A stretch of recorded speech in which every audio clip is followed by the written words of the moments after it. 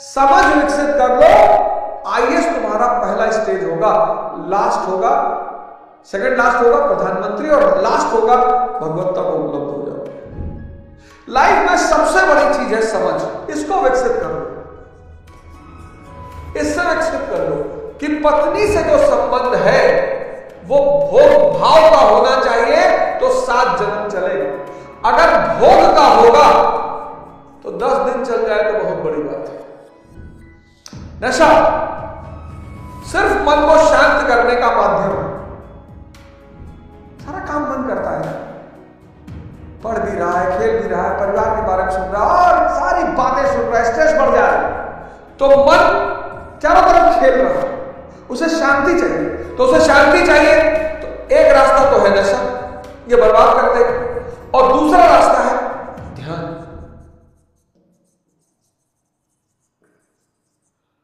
Tamil language and Sangam literature. Now, urban culture has certain specific features. Whenever urban culture will develop, it will have certain features. If you see 6th century BC, North India, अगर तुम 6th century BC में उत्तर भारत को देखो तो पहला feature क्या है? Cities. दूसरा फीचर क्या है? Writing skill.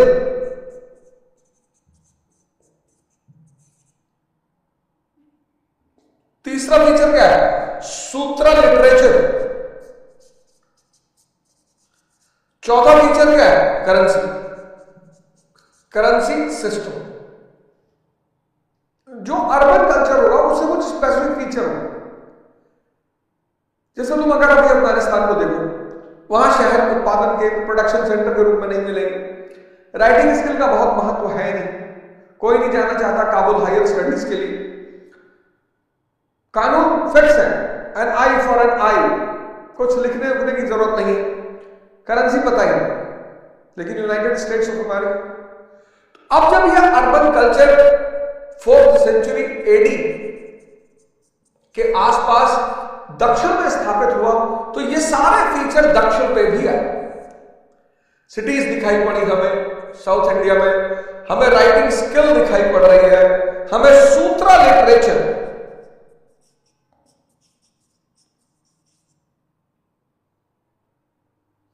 कानून की किताबें, साहित्य जिसमें सब कुछ लिखा हो, प्रिस्क्राइब करेंसी सिस्टम तो खैर था। तो अब दक्षिण चूंकि लोकल और फॉरेन एलिमेंट का सम्मिश्रण था तो संगम तो होना ही था। संगम क्या है? संगम अगर मिथिकली माने तो 8th सेंचुरी की जो कमेंट्रीज है, तमिलनाडु की जो 8th सेंचुरी की कमेंट्रीज है, 8th सेंचुरी की 8th सेंचुरी एडी की जो कमेंट्रीज है, टीकाएं, जो पुरानी किताबों पर टीकाएं लिखी गई, अगर हम उनकी माने तो संगम 9,990 साल चला। कितने पोइटों ने अटेंड किया? 8,598 पोइटों ने अटेंड किया। कितने राजा इसके पैटर्न थे? 197 पांड्या किंग्स।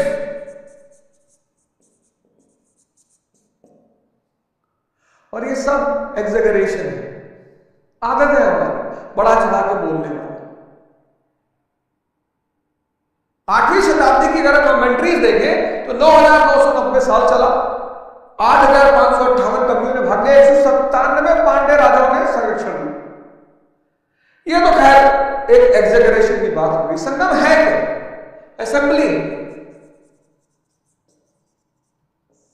संगम क्या है? असेंबली। कॉलेज किसका? लेखकों का, पोएट्स।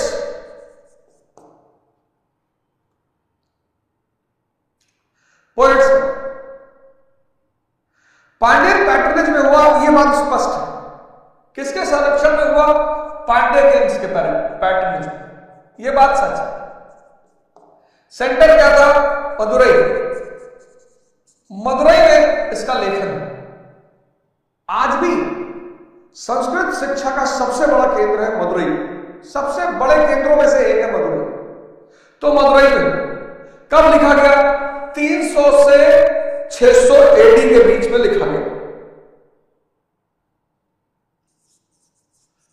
300 एडी से 600 एडी के बीच में लिखा गया। और मोटा मोटी इस संगम लिटरेचर को दो पार्ट में बांटा जाता है।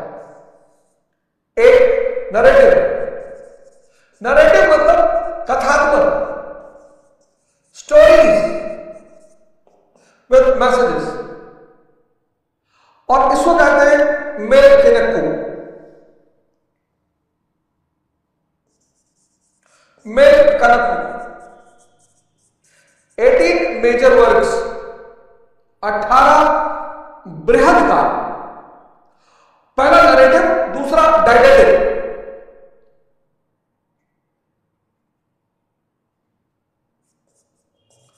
डायडेटिव यानी उपदेशात्मक,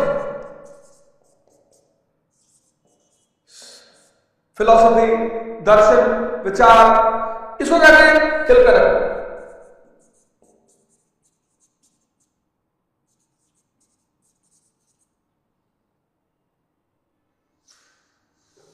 और इसी संगम लिटरेचर में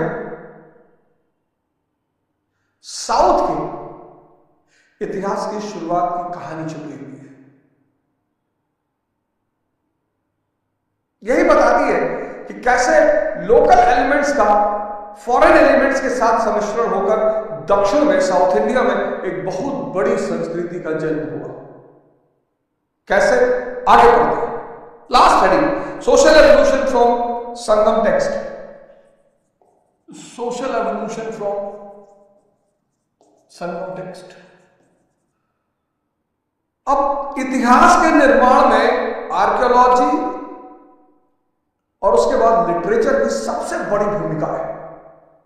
तो दक्षिण भारत का जो प्राचीन इतिहास है उसमें संगम टेक्स्ट की बहुत बड़ी भूमिका है। अब अगर हम नरेटिव पार्ट को देखें, जिसे कथात्मक कहते हैं, मेलकनक्कू,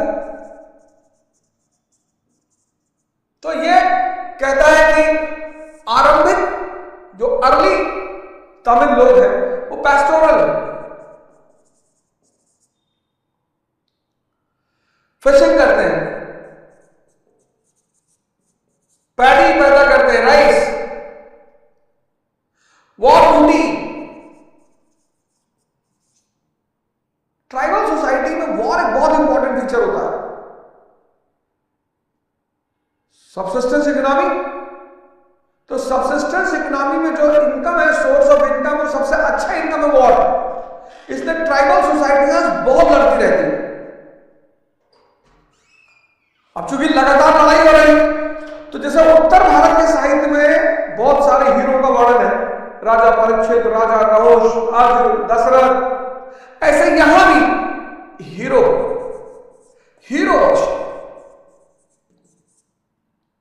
इस पूरे साहित्य में हीरो वर्ष, नायक, जो एक कबीले से दूसरे कबीले को लूट के लाके संपत्ति देगा वो नायक कहलाएगा। इस हीरो वर्षन ने क्या किया, विराट काल प्रथा को प्रोत्साहित किया। विराट काल ट्रेडिशन, ये मानते हैं कि जब भी कोई हीरो मरता है तो पत्थर में बदल जाता है। इसलिए मैं कहता बिल्डर की अगर ग्रेड देखो, चारों तरफ पत्थर रखे हुए, कहीं ना कहीं ये चीज उससे प्रभावित है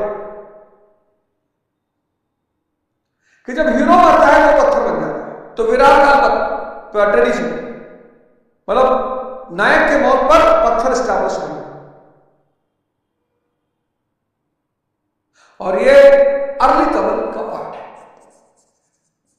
अर्ली तमिल हिस्ट्री का पार्ट है। इसी के दूसरे पार्ट में, मेलकनक्कू के दूसरे पार्ट में, उन्होंने एडवांस तमिल हिस्ट्री को ही बताया। Second part, advance Tamil history,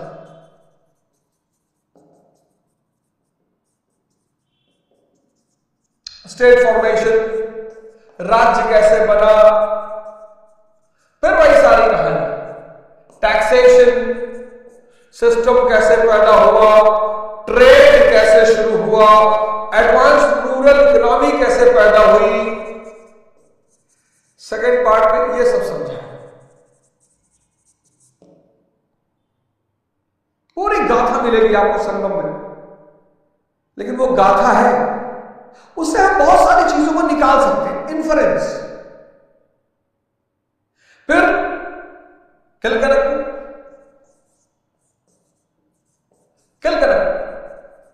ये प्रकृत संस्कृत स्कॉलरों ने लिखा। प्रकृत संस्कृत स्कॉलर्स उपदेशात्मक है।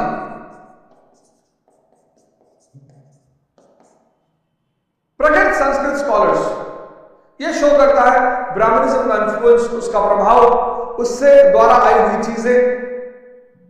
तो कोड ऑफ कंडक्ट की बात करता है। कोड ऑफ कंडक्ट किसके लिए? किंग के लिए। किसके लिए? कोटियर्स के लिए। किसके लिए? सोशल ग्रुप्स के लिए।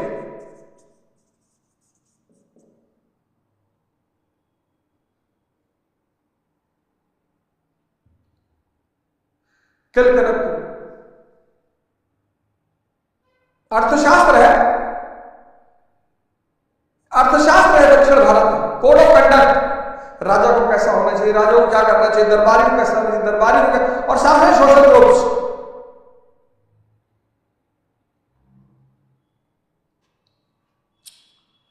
फिर ग्रांट ऑफ विलेजेस,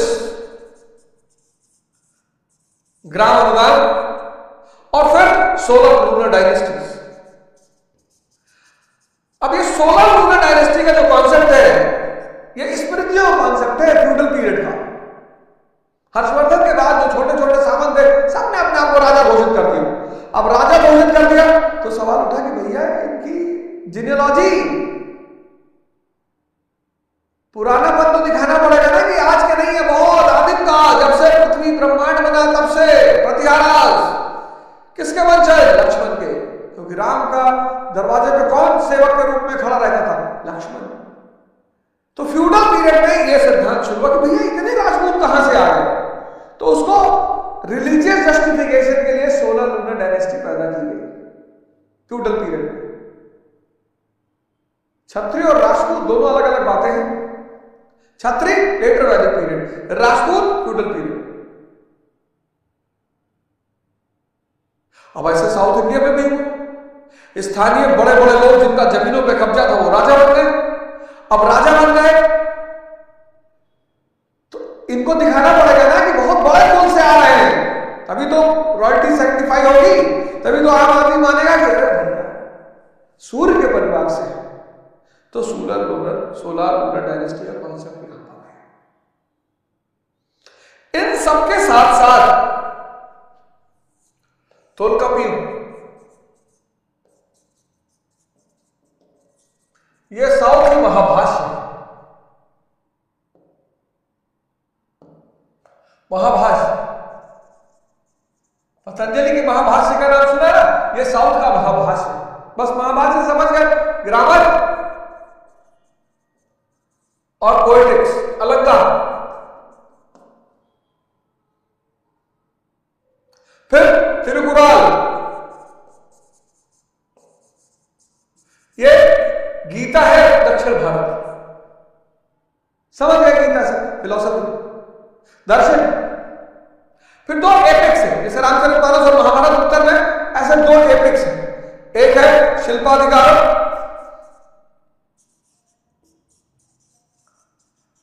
और एक है मणिमेखलाई।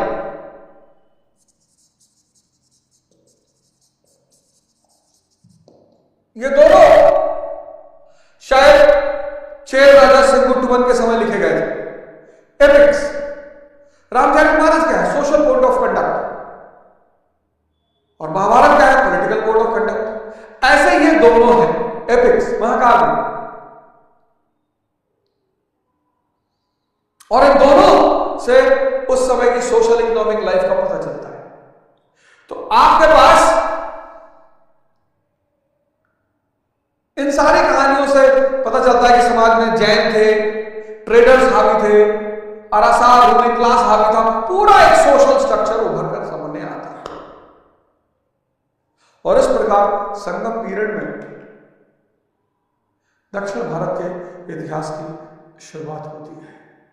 पढ़ो यार मस्ती से। समझ में आ रहा है ना? डेक्कन साउथ इंडिया कनेक्ट हो रहा है, कैसे कौन सी चीजें पैदा हुई, पढ़ ही नहीं पाए। ऑप्शनल की तैयारी करने वाले लोग अगर तुम्हें ये हिस्ट्री समझा रहे, बताना मुझे आ गया, पढ़ते ही कनेक्ट ही नहीं करते, सोचते ही नहीं, समझते ही नहीं। समझ विकसित कर लो, आईएएस तुम्हारा पहला स्टेज होगा, लास्ट होगा, सेकंड लास्ट होगा प्रधानमंत्री, और लास्ट होगा भगवत्ता को उपलब्ध हो जाओगे। लाइफ में सबसे बड़ी चीज है समझ, इसको विकसित कर लो, इससे विकसित कर लो कि पत्नी से जो संबंध है वो भोग भाव का होना चाहिए, तो 7 जन्म चलेगा। अगर भोग का होगा तो 10 दिन चल जाए तो बहुत बड़ी बात है। नशा सिर्फ मन को शांत करने का माध्यम है। सारा काम मन करता है ना, पढ़ भी रहा है, खेल भी रहा है, परिवार के बारे में सुन रहा है और सारी बातें सुन रहा है, स्ट्रेस बढ़ जा रहा है। मन तो मन चारों तरफ खेल रहा है, उसे शांति चाहिए, तो उसे शांति चाहिए तो एक रास्ता तो है नशा, ये बर्बाद कर देगा, और दूसरा रास्ता है ध्यान। ये जब जीवन में विकसित होना शुरू हो जाएगा, तब आपका पहला चरण आईएएस, दूसरा चरण प्रधानमंत्री, तीसरा भगवान।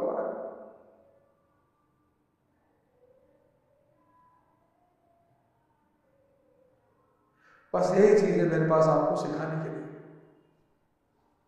जय हिंद।